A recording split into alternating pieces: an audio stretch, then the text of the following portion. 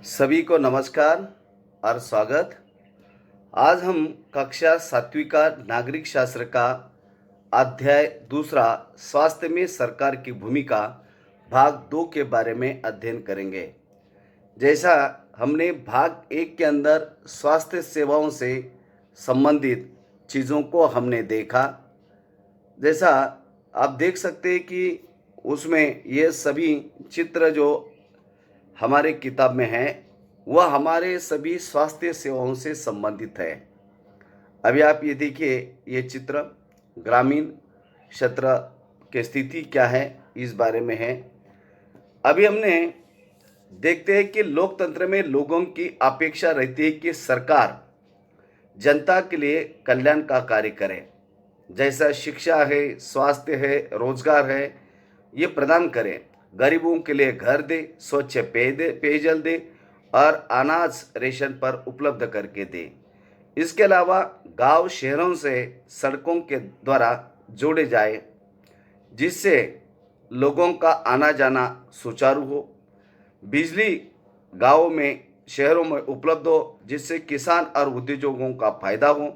इसी तरह हम भाग एक के अंदर हमने देखा स्वास्थ्य क्या है, भारत के स्वास्थ्य सेवाओं की तुलना, हाकिम शेख की कहानी और चित्रकथा के द्वारा निजी और सार्वजनिक स्वास्थ्य सेवाओं की स्थिति के बारे में देखा।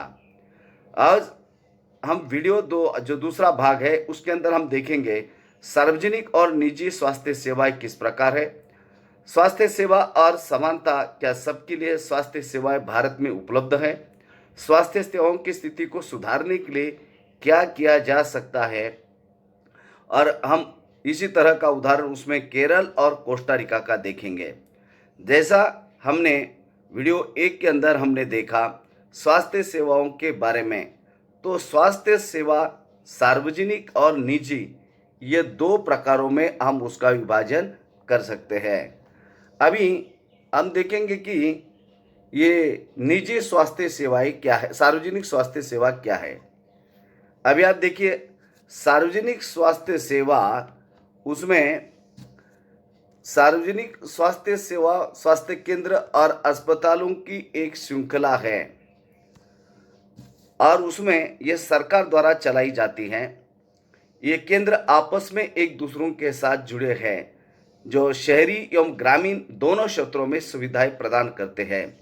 आपने अक्सर देखा होगा गांव में प्राथमिक आरोग्य केंद्र, प्राइमरी हेल्थ सेंटर होता है, तालुका स्तर पर होता है और जिला स्तर पर जो अस्पताल होता है उनके अंडर आपके ये सभी अस्पताल आते हैं और उसमें सभी प्रकार की बीमारी, साधारण से लेकर विशेष ज़रूरत वाली सभी बीमारियों का उसमें इलाज किया जाता है।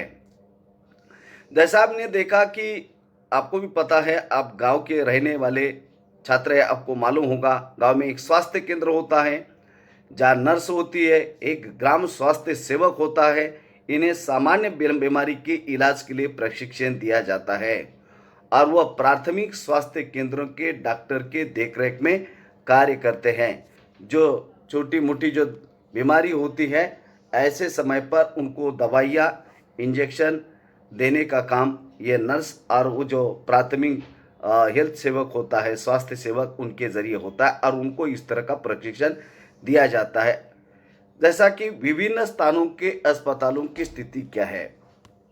अभी आप देखेंगे ग्रामीण क्षेत्र में ऐसा कई केंद्र गांवों के जरूरतों को पूरा करते हैं। अक्सर ये प्राथमिक आरोग्य केंद्र होते हैं, वह स्थानीय स्तर पर होते हैं। हैजा है, पेचिस है, चिकनगुनिया है, हेपेटाइटिस है, तो ऐसी कोई जो बीमारी होती है संसर्गजन्य बीमारी, उस पर इलाज इनके द्वारा, या अधिक बड़ी बीमारी है तो तालुका स्तर या जिला स्तर पर के अस्पतालों में की जाती है। जिला स्तर पर जिला अस्पताल जो सभी जिले के स्वास्थ्य केंद्र जिला अस्पताल के अंदर आते हैं, मतलब जिले के अंदर पूरे जो तालुका जितने भी होंगे और गांव जितने होंगे वो जिला स्तर के अस्पताल के अंदर आते हैं। बड़े शहरों में सरकारी अस्पताल अक्सर आपने देखा होगा कि नगर निगम अथवा महानगर पालिका के भी अस्पताल होते हैं। जैसा कि हमने अमन और रंजन की कहानी देखा। अमन सरकारी अस्पताल में गया था इलाज करने के लिए और रंजन जो निजी अस्पताल में गया था वो चित्रकथा के द्वारा हमने देखा है। इसके अलावा विशिष्ट सरकारी अस्पताल भी है जो बड़े बड़े शहरों में होते हैं, जैसा कि जिनका जिक्र हम हकीम शेख के कहानी से भी किया है। अभी आप देखेंगे जैसा कि एम्स जैसे अस्पताल है, लीलावती जैसे अस्पताल है, इसके अलावा और ससून जैसे अस्पताल है, ऐसे बड़े बड़े अस्पताल भी भारत में है और वहाँ पर इलाज किया जाता है। अभी आप देखेंगे उसमें जो गांव के एक स्वास्थ्य केंद्र पर मरीजों को दवाई देती एक डॉक्टर का अब चित्र देखते हैं। अभी हम देखेंगे हम सरकार को कर क्यों देना चाहिए। कई बार हमारे मन में प्रश्न उपस्थित होता है कि हम सरकार को क्यों टैक्स दें। तो सरकार को इसलिए टैक्स देना जरूरी है। सरकार कर से प्राप्त धन का उपयोग विभिन्न प्रकार की सार्वजनिक सेवाओं को मुहैया करने के लिए करती है और उससे नागरिकों का फायदा होता है। प्रतिरक्षा जैसे आपकी सेना के लिए खर्चा होता है, पुलिस, न्यायिक व्यवस्था, राजमार्ग, जो सड़क निर्माण, और यह हम सभी के काम में आता है, सभी नागरिकों को इसका लाभ होता है। अन्यथा इन सेवाओं की व्यवस्था स्वयं करना नागरिकों के लिए शक्य नहीं है। जैसा कि करों से कुछ विकासात्मक कार्यक्रम और सेवाएं सरकार के द्वारा दी जाती है, जैसा शिक्षा, स्वास्थ्य, रोजगार, सामाजिक कल्याण, व्यावसायिक प्रशिक्षण, इनके द्वारा सरकार जो है जनता के लिए काम करती है, जनता को उसका लाभ मिलता है। करों से प्राप्त धन का उपयोग कुछ प्राकृतिक आपदाओं के समय भी किया जाता है, जैसा बाढ़ है, भूकंप है, सुनामी है। अभी आपको मालूम है कोविड-19 जैसी बड़ी खतरनाक बीमारी हमारे देश के सामने क्या पूरे विश्व में है, और ऐसे समय पर हमने जो टैक्स के रूप में पैसा दिया है उसमें सरकार पैसा खर्चा करती है। जैसा कि गरीबों के लिए अलग अलग सेवा प्रदान करने का काम भी सरकार के द्वारा होता है, जो बाजार में जाकर गरीब लोग उस सेवा को खरीद नहीं सकते, जैसा कि अस्पताल की सुविधाएं। इसके अलावा आप देखेंगे अंतरिक्ष परमाणु प्रक्षेपण संबंधी कार्यक्रमों को जो है हमारी रक्षा के लिए जो वो संशोधन किए जाते हैं, शोध किए जाते हैं, उसके लिए जो पैसा खर्चा होता है वो टैक्स के रूप में दिया हुआ पैसे का ही उपयोग किया जाता है। तो ये थोड़ा सा हमारी जानकारी के लिए ये चीज़ नहीं है। इसके अलावा आप देखेंगे सार्वजनिक स्वास्थ्य सुविधा सभी के लिए क्यों। अभी आप देखेंगे इस स्वास्थ्य सेवाओं को कई कारणों से सार्वजनिक अथवा सरकारी क्यों कहा जाता है, क्यों इसके ऊपर सरकार का ही वर्चस्व अथवा नियंत्रण क्यों होना चाहिए। जैसा सरकार ने सभी नागरिकों को स्वास्थ्य सेवाएं प्रदान करने की वचनबद्धता को पूरा करने के लिए अस्पताल तथा स्वास्थ्य केंद्र स्थापित किए हैं। अभी आप देखेंगे कोई एक निजी व्यक्ति अस्पताल शुरू नहीं कर सकता, उपकरण खरीद नहीं सकता, डॉक्टर को रख नहीं सकता, और इसलिए यह सेवा सभी लोगों के लिए आवश्यक होती है, क्योंकि कोई ना कोई व्यक्ति बीमार पड़ता ही है और इसलिए उसे अस्पताल में जाना जरूरी होता है। और कई ऐसे लोग होते, इतने गरीब होते कि वो प्राइवेट या निजी अस्पताल में जाने के लिए और दवाई खरीदने में सक्षम नहीं होते, और इसलिए इन सेवाओं को चलाने के लिए पैसा उस पैसे से आता है जो सरकार को टैक्स के रूप में देते हैं, और इसलिए यह सुविधाएं सबके लिए है। अभी आप लोग देखेंगे प्रत्यक्ष अथवा अप्रत्यक्ष रूप से सभी लोग टैक्स सरकार को देते हैं। जैसा कोई आप सामान खरीदते तो आप जीएसटी देते हैं, कोई लोग सरकारी नौकरी कर रहे हैं या कोई बड़े बिजनेसमैन हैं तो उनको सरकार को टैक्स देना पड़ता है, और इस टैक्स के कारण ये अस्पताल, डॉक्टर, दवाइयाँ और अन्य आपको सुविधाएं सार्वजनिक स्वास्थ्य सेवाओं पर आपको मुफ्त में मिलती है, और ये इस पर सभी समाज का लोगों का उस पर अधिकार है, और इसलिए उसको सार्वजनिक कहा जाता है। अभी आप देखेंगे सार्वजनिक स्वास्थ्य सुविधाओं का उद्देश्य क्या है, क्यों सरकार ने स्वास्थ्य सेवाओं को सार्वजनिक किया, क्या उसके पीछे कारण है। लोगों की अच्छी स्वास्थ्य सेवाएं निःशुल्क या बहुत कम कीमत पर देना, जिसका गरीब लोगों के लिए उपयोग या इलाज के लिए उसका उपयोग हो। अब यह सार्वजनिक स्वास्थ्य सुविधा भारत सरकार ने या दुनिया के अन्य देशों में भी इस तरह की व्यवस्था है, तो ये सार्वजनिक स्वास्थ्य सेवा क्यों उपलब्ध कराई है? क्योंकि लोगों के सेहत के लिए, स्वास्थ्य सेवाओं के लिए निःशुल्क, मतलब किसी प्रकार का उनको पैसा नहीं देना, इसके अलावा कम कीमत, और इसमें गरीब लोगों का इलाज होना चाहिए, होने के लिए इसको स्थापित किया गया है। जैसा कि टीबी, मलेरिया, पीलिया, दस्त लगना, हैजा, चिकनगुनिया आदि बीमारी फैलने से रोकना, क्योंकि ये सभी संसर्गजन्य बीमारियां हैं। ये पानी और हवा के द्वारा ये बीमारियां फैलती है। इस तरह की बीमारी फैलने के से रोकने के लिए लोगों का सहयोग लेना जरूरी है। अभी इसलिए उसको हम सार्वजनिक क्यों कहते? कोई यदि बीमारी होती है तो उसको रोकने का प्रयास जनता के द्वारा होता है। फाइनली हम समाज के अंदर रहते हैं और हम ही लोगों को उसकी तकलीफ होगी। जैसा उदाहरण के लिए यदि खुद होकर हम आगे आते हैं, अपना परिसर आसपास का स्वच्छ रखते हैं, और जैसा कि कूड़ा कचरा हम एक जगह पर फेंक देते हैं, तो जो आने वाली जो संसर्गजन्य बीमारियां हैं जैसा मलेरिया, पीलिया, ये होगी नहीं। जैसा कि हम लोग अपने स्तर पर क्या कर सकते हैं, हमारा किस तरह का सहभाग होना चाहिए? मच्छरों को पैदा होने से रोकने के अभियान को सफल बनाने के लिए यह सुनिश्चित करना पड़ेगा कि क्षेत्र के सभी लोग अपने कूलर और घर की छतों आदि पर पानी एकत्र ना होने दें। अक्सर आपने देखा होगा कि बरसात के समय पर कई बार हमारे घर के ऊपर हम कूड़ा जैसा टायर है या लोहे की कोई चीज़ें फेंक देते हैं जिसका हमें उपयोग नहीं होता, और उसी में पानी जमा हो जाता है, या हमारे घर के अगल बगल में गड्ढे में पानी जमा हो जाता है, पानी बहता नहीं है, और जिसके कारण मच्छर होते हैं। तो उसको रोकने के लिए हमने अपने कूलर, अपने घर के ऊपर, छत के ऊपर या आसपास जो गड्ढे हैं वहाँ पर हमने पानी को होने नहीं देना चाहिए। और यदि ऐसा होता है तो उससे हम मतलब मलेरिया होने की संभावना होती है। आगे आप देखिए, यह हकीम शेख के मामले में कोर्ट ने क्या निर्णय दिया।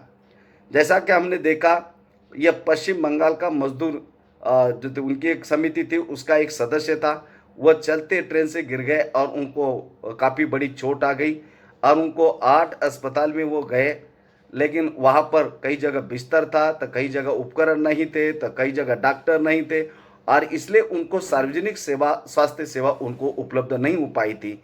और एक गरीब मजदूर आदमी उनको फाइनली एक प्राइवेट निजी अस्पताल में उनको भर्ती किया गया। और आपको मालूम है कि संविधान के अनुच्छेद 21 के तहत सभी को जीवन का अधिकार मिला है, और इसलिए बाद में जो है उनको निजी अस्पताल में जाना पड़ा, उन्होंने अपने जेब का पैसा खर्चा किया। तो हमारे संविधान के अनुसार लोगों के हित को सुनिश्चित करना और सबको स्वास्थ्य सेवाएं उपलब्ध करना, यह सरकार का प्राथमिक कर्तव्य है। मतलब सभी को स्वास्थ्य सेवा मिलना चाहिए। स्वास्थ्य सेवाओं के कारण किसी के यदि जान जाती है तो ये अच्छा नहीं है। सरकार को हर की व्यक्ति की जीवन के अधिकार की रक्षा करनी है।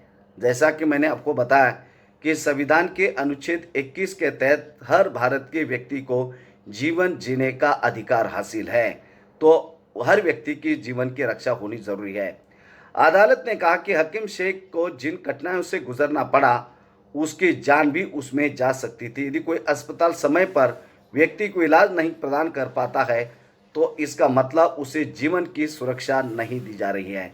जैसा उसमें पानी भी उसको मिलना चाहिए, वो भी जीवन के अधिकार के अंदर आता है।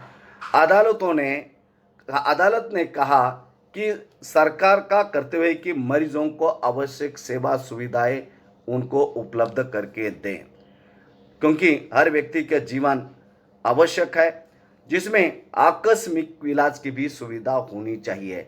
अब यह आकस्मिक इलाज मतलब क्या है? जैसा हकीम शेख ट्रेन से प्रवास करते समय गिरे और उनको चोट आ गई, तो ये आकस्मिक, जैसा किसी का एक्सीडेंट होता है, कोई बर्न केस होती है, तो ऐसे समय पर सरकारी अस्पताल में सभी प्रकार का इलाज होना चाहिए। अस्पताल और स्वास्थ्य संबंधी कर्मचारियों को आवश्यक इलाज प्रदान करने की पूरी जिम्मेदारी पूरी करनी चाहिए।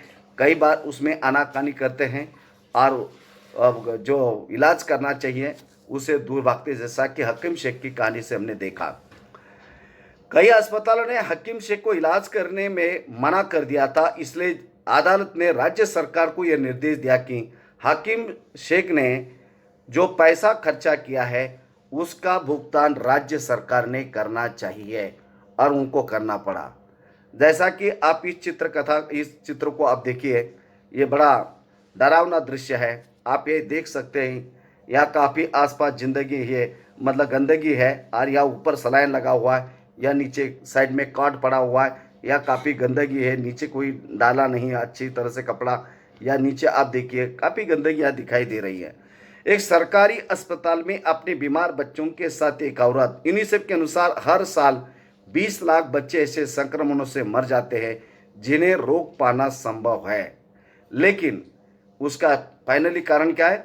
हमारी सतर्कता, जागरूकता।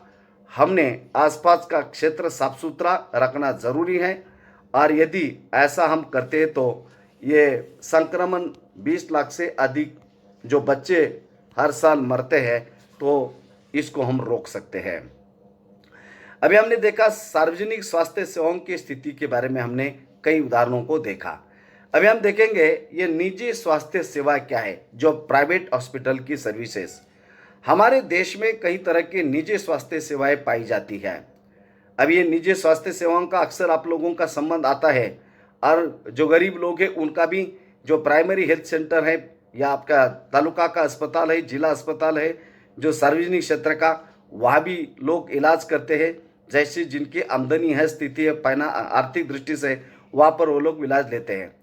बड़ी संख्या में डॉक्टर अपनी निजी दवाखाने चलाते हैं। आप लोगों ने देखा होगा गांव में, शहरों में, बड़े शहरों में तो बड़े बड़े अस्पताल है, ऑपरेशन होता है, और वहाँ लोग इलाज के लिए जाते हैं। ग्रामीण क्षेत्रों में पंजीकृत चिकित्सा व्यवसायी आरएमपी मिलते हैं। अब ये आरएमपी का मतलब क्या है? Registered medical practitioner. ये डॉक्टर होते हैं, MBBS, MD, MS, BUMS, BHMS, ये डॉक्टर होते हैं। कई ग्रामीण क्षेत्र में भी आजकल हमको एमडी डॉक्टर मतलब तालुका स्तर पर भी मिल रहा है। शहरी क्षेत्रों में विशेष डॉक्टर सेवाएं दे रहे हैं। जैसे बड़े बड़े अस्पताल है, प्राइवेट अस्पताल है, वह किसी एक व्यक्ति का अस्पताल होता है डॉक्टर का, और उसके अंदर और कई सारे डॉक्टर वहाँ विजिटिंग डॉक्टर आकर वहाँ सेवाएं देते हैं। निजी अस्पताल में नर्सिंग होम भी चलाते हैं। अब ये निजी अस्पताल, वहाँ पर अलग अलग जो बीमारी के लिए विजिटिंग डॉक्टर को बुलाया जाता है, और लंबे समय के लिए वहाँ पर सेवाएं या क्या बोलते हैं इलाज किया जाता है। और ये आवासीय अस्पताल होता है, काफ़ी बड़ा अस्पताल होता है, नर्सिंग होम, प्रयोगशालाएं, विशिष्ट सुविधाएं जैसे एक्सरे और अल्ट्रासाउंड और मेडिकल की दुकानें भी ये प्राइवेट क्षेत्र में बड़े पैमाने पर दिखाई देती हैं। अब ये निजी अस्पताल पर सरकार का किसी भी प्रकार का स्वामित्व अथवा वर्चस्व नहीं होता, और इसलिए निजी अस्पताल मरीजों से अधिकाधिक धन कमाते हैं। बड़ी बड़ी कंपनियां अस्पताल चला रही है, कुछ दवाइयां निर्माण कर रही है और बेच रही है। बड़े बड़े कंपनियों के अस्पताल भी हैं, और वो अपना निजी अस्पताल भी चलाते हैं। जैसा रिलायंस का भी है, तो इनके अपने प्राइवेट अस्पताल भी है बड़े बड़े, और वहाँ पर ये अपने इलाज करते हैं लोगों को। अभी आप देखिए अगला चित्र, यह है दिल्ली का। ये देखिए आप, दिल्ली का एक प्रमुख निजी अस्पताल में ऑपरेशन के बाद मरीजों की देखभाल कर रहे वो कमरा आप देख सकते हैं, आईसीयू रूम। बड़ा अस्पताल है, वहाँ कई सारे बेड लगे हुए, यहाँ पर डॉक्टर और मरीज यहाँ दिखाई दे रहे हैं। तो इस तरह की प्राइवेट सेवा भी भारत के अंदर काफ़ी चल रही है। इसके अलावा आप देख सकते हैं क्या सबके लिए पर्याप्त स्वास्थ्य सेवाएं उपलब्ध है। अब ये सभी लोगों के लिए स्वास्थ्य सेवाएं सबको उपलब्ध है या नहीं, उसके बारे में हमें देखना जरूरी है। जहाँ निजी सेवाएं तो बढ़ रही है, परंतु सार्वजनिक यानी सरकारी अस्पतालों की संख्या नहीं बढ़ रही है, और ऐसी स्थिति में लोगों को निजी अस्पतालों में ही सेवा लेनी पड़ रही है। निजी सेवा शहरी क्षेत्र में केंद्रित है। सेवाएं लाभ कमाने के लिए चलाई जाती हैं, और इनका मूल्य यानी कोई ऑपरेशन करना है या कोई बीमारी है तो उसके लिए उनको ज़्यादा पैसे देने पड़ते, और ये गरीबों के पास इस तरह अधिक पैसा नहीं होता। लेकिन निजी अस्पताल भले ये सेवा भाव दिखाते बताते हैं, लेकिन पैसा धन अधिक लोगों से कमाते हैं। दवाई महंगी होती है, बहुत से लोग खरीदने में समर्थ नहीं होते हैं, और इनको जब वो बीमार पड़ते हैं तो कई बार इन गरीब लोगों को ऋण लेना पड़ता है या कई बार वो अपनी निजी संपत्ति तक वो बेच देते हैं। अधिक पैसा कमाने के लिए निजी सेवाएं प्राय ऐसे कार्य करने को प्रोत्साहित करती है जो कि वो सही नहीं है। बहुत से डॉक्टर क्या करते हैं, पैसा कमाने के लिए अनावश्यक दवाइयाँ देते हैं, इंजेक्शन, सलाइन आदि का सलाह देते हैं, जबकि यह साधारण गोली से पर्याप्त जो सुविधा है पर्याप्त उसको हो सकती है और उसका इलाज ठीक हो सकता है। लेकिन डेलिबरेटली डॉक्टर लोग अनावश्यक पैसा खर्चा करने के लिए मरीजों को लगाते हैं। अभी आप देख सकते हैं कि जेनरिक नाम का एक नया ये आ गया है चिकित्सक सेवा सुविधाओं के लिए, आप देख सकते हैं। तो उसमें ये जो जेनरिक औषधियाँ है उसमें भारतीय आयुर्विज्ञान परिषद का आयुर्विज्ञान नैतिकता संहिता कहता है जहाँ तक संभव हो प्रत्येक चिकित्सक को यानी डॉक्टर को औषधों के जेनरिक नाम ही उपचार पर्चा में लिखना चाहिए और सुनिश्चित करना चाहिए कि वह युक्त और उपयुक्त रूप में है। मतलब डॉक्टर ने जेनरिक औषधों के नाम पर्ची पर लिखना चाहिए जो कि ये दवाइयाँ काफ़ी सस्ती में मिलती है और वो आम गरीब आदमी इसको ले सकता है, लेकिन ऐसा नहीं हो रहा है। अभी आप यहाँ देख सकते हैं और एक चित्र, यह मलेरिया उन्मूलन जल चिकित्सा दल इसका फोटो है। ऐसा मोबाइल मतलब गाड़ी के द्वारा गांव के एक एक इलाके में जाकर लोगों को स्वास्थ्य सुविधाएं उपलब्ध कर रहा है। अभी आप देखिए जनसंख्या के 20% लोग बीमारी के दौरान आवश्यक दवाई खरीदने में सक्षम है जो गरीब नहीं है। मतलब आज भारत में लगभग 20% आबादी ऐसी है कि वह महंगी दवाइयाँ वह खरीद सकते हैं, जो गरीब नहीं है उनकी आर्थिक स्थिति अच्छी है। लेकिन किसी बीमारी या चोट लगने के कारण भर्ती होते ही तो उनमें से 40% लोग ऐसे हैं कि वह भुगतान नहीं कर पाते हैं या फिर उनको पैसा उधार लेना पड़ता है या अपनी संपत्ति को इनको बेचना पड़ता है। गरीब लोगों के लिए बीमारी मुसीबत का कारण बन जाती है। गरीब लोग पहले ही पोषण की कमी का शिकार हो जाते हैं और कई बार मूलभूत चीज़ें, पानी, घर, साफ वातावरण नहीं मिलता और इसलिए लोग बीमार पड़ते हैं। मतलब कुपोषित और आसपास का परिसर, मतलब कई बार अपने दशा कांता की कहानी को देखा कि आसपास का इलाका उनका साफ सुथरा नहीं है, झोपड़पट्टी में रहती है, वह गंदी नाली गई है और इसलिए वह बार बार वो लोग बीमार पड़ते हैं। मूलभूत चीज़ें, पानी उनको स्वच्छ नहीं मिलती है, मकान उनका जिस इलाके के अंदर है वहाँ साफ सुथरा नहीं है, वातावरण वहाँ का साफ सुथरा नहीं और इसलिए लोग बार बार बीमार पड़ते हैं। दूर दराज के क्षेत्र में आदिवासी स्वास्थ्य केंद्र कम और निजी स्वास्थ्य सेवा उपलब्ध नहीं है। भले आपके पास कई बार यहाँ पैसे का मूल्य नहीं है, लेकिन वहाँ आपको सेवा ही उपलब्ध नहीं होती है और वह जो आजकल इस तरह की सेवाएं भी सरकार के द्वारा उपलब्ध की जा रही है, लेकिन ऐसा ग्रामीण इलाके में चित्र देखने को मिलता है। अभी आप देखिए एक गर्भवती औरत को एक डॉक्टर को दिखाने के लिए कई किलोमीटर उसको पैदल जाना पड़ता है। आप ये देख सकते हैं, ये महिला को उनका पति अस्पताल ले जा रहा है पैदल। तो काफ़ी दूर दराज के क्षेत्र में इस तरह की सुविधा गांव में उपलब्ध ना होने के कारण काफ़ी समस्या आती है। अच्छी स्वास्थ्य सुविधा मिलने के लिए क्या किया जा सकता है, मतलब हेल्थ के संबंध में लोगों को अच्छी सुविधा, तो उसके लिए हमारे देश में स्वास्थ्य की दशा अच्छी नहीं है। जैसा कि हमने कई उदाहरणों से देखा, गरीबी के कारण लोग दवाई नहीं खरीद पाते, बड़े अस्पताल में नहीं जा सकते।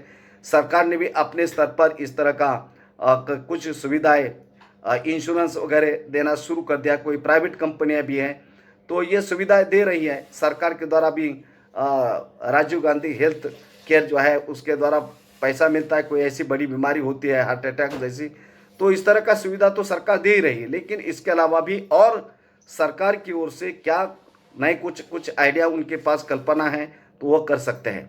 सरकार का ये कर्तव्य है कि सभी नागरिकों के विशेषकर गरीबों को सुविधाओं को मदद करना जरूरी है, क्योंकि संविधान के अनुच्छेद 21 के अंदर सभी को जीवन का अधिकार प्राप्त है और हर व्यक्ति का जीवन हमारे लिए ज़रूरी है और इसलिए स्वास्थ्य सुविधाएं उपलब्ध करना आवश्यक है।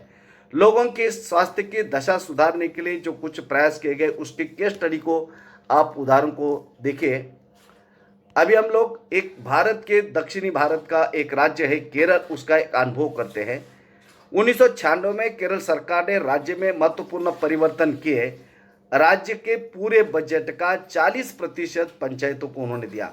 मतलब जो टैक्स के रूप में और केंद्र सरकार से जो पैसा आता है, इस पैसे का उन्होंने क्या किया, 40% जो पंचायतें हैं ग्रामीण स्तर की उनको दे दिया। इससे अपनी आवश्यकताओं को योजनाबद्ध कर उनकी पूर्ति कर सकती है। इससे गांव के लोगों को पानी की, पीने के पानी की सुविधाएं, मतलब जहाँ पर लोग 5 किलोमीटर 2 किलोमीटर शहर पर पानी लेके आते थे, तो उनके गांव के अंदर मतलब जहाँ पानी नहीं है उसका सर्वे किया गया। पाइप लाइनों के द्वारा लोगों को गांव में पानी देने की व्यवस्था उसके अंदर की। इसके अलावा आहार और औरतों के विकास के लिए और शिक्षा के लिए उचित व्यवस्था उन्होंने करना शुरू कर दिया। इसके परिणाम स्वरूप जल वितरण व्यवस्था की उन्होंने जांच की कि लोगों को पानी किस तरह और कैसा दिया जाता है। स्कूल और आंगनवाड़ियों के काम सुनिश्चित किए और गांव की समस्याओं पर उन्होंने ध्यान दिया। मतलब शिक्षा की समस्याएं, स्वास्थ्य की समस्या, रोजगार की समस्याएं, और शिक्षा, छोटे बच्चों की स्वास्थ्य केंद्र है, किस तरह की समस्याएं। इसके अलावा भी अब ये सब व्यवस्था करने के बावजूद भी उनके सामने और कोई समस्याएं थी और उसमें उनको सुधार भी करना जरूरी था। लेकिन जो समस्याएं थी, दवाइयों की कमी थी, पर्याप्त बिस्तर उनके पास नहीं थे, पर्याप्त डॉक्टर नहीं थे, और ये इसमें भी उनको सुधार करना, इन समस्याओं का निपटारा करना भी उनके लिए ज़रूरी था। आप ये देख सकते हैं भारत, दक्षिण भारत का ये भारत का मानचित्र है, उसमें ये केरल राज्य है, उसकी राजधानी तिरुवनंतपुरम। आप ये देख सकते हैं मानचित्र के अंदर उन्होंने इस तरह का पहला स्वास्थ्य के संबंध में जो प्रयोग किया। अब उसमें दूसरा है एक दक्षिण अमेरिका का देश कोस्टा रिका। इसको दुनिया का सबसे स्वस्थ देश इसमें माना जाता है। अब ये स्वस्थ देश इसको क्यों माना जाता है, इसका कारण मुख्यतः संविधान में उनका जो कोस्टा रिका देश है उनके संविधान में सम्मिलित है। कई वर्ष पहले कोस्टा रिका ने महत्वपूर्ण निर्णय लिया। आज देश में उन्होंने सेना नहीं वे रखेंगे, ऐसा निर्णय लिया कि अपने देश के अंदर सेना नहीं होगी। इससे सेना पर खर्च होने वाले धन को लोगों की शिक्षा, स्वास्थ्य और अन्य आधारभूत जरूरतों को खर्चा करने के लिए मदद मिलेगी। अभी लोगों को शिक्षा देना बहुत ज़रूरी है। स्वास्थ्य यानी हॉस्पिटल की व्यवस्था, आधारभूत सुविधाओं में क्या है, लोगों को पीने के लिए स्वच्छ पानी, रहने के लिए अच्छा मकान और उनको खाने के लिए उनको मिलना चाहिए। ये सबसे ज़्यादा इम्पोर्टेंट मौलिक मूलभूत चीज़ें इंसान को जीवन जीने के लिए आवश्यक होती है। कोस्टा रिका देश का मानना है कि देश के विकास के लिए देश का स्वस्थ होना ज़रूरी है। मतलब किसी भी देश के लिए बीमार होना ठीक नहीं है, चोट मुक्त होना या किसी प्रकार की बीमारी से मुक्त हम यदि रहते, स्वस्थ रहते, तो किसी भी देश के अर्थव्यवस्था को और किसी भी देश के विकास के लिए सबसे महत्वपूर्ण पहलू है। और इसलिए नागरिकों के लिए मूलभूत सुविधाएं देना जैसा पीने का सुरक्षित पानी, सफाई, पोषण और आवास, स्वास्थ्य की शिक्षा के महत्वपूर्ण यहाँ माना जाता है। और उनके शिक्षा में स्वास्थ्य इस विषय को, हेल्थ इस विषय को रखा गया है। और इसलिए दक्षिण अमेरिका का कोस्टा रिका देश दुनिया का सबसे स्वस्थ देश माना जाता है और उन्होंने इस तरह की प्रगति की है। तो ये हमने दो उदाहरणों को देखा, केरल का और दूसरा दक्षिण अमेरिका का कोस्टा रिका। तो इस तरह हम भी अपने स्तर पर या अपने देश में इस तरह की कोई नई आइडियाज़ या कल्पना लाकर हम अपने देश के लोगों के स्वास्थ्य के संबंध में सुधार कर सकते हैं। तो अभी यह हमारा चैप्टर लगभग ये ख़त्म हो चुका है। इसके ऊपर हमने कुछ प्रश्न दिए, आप उसको लिखिए और ये हमारा अध्याय खत्म हुआ। धन्यवाद, नमस्कार।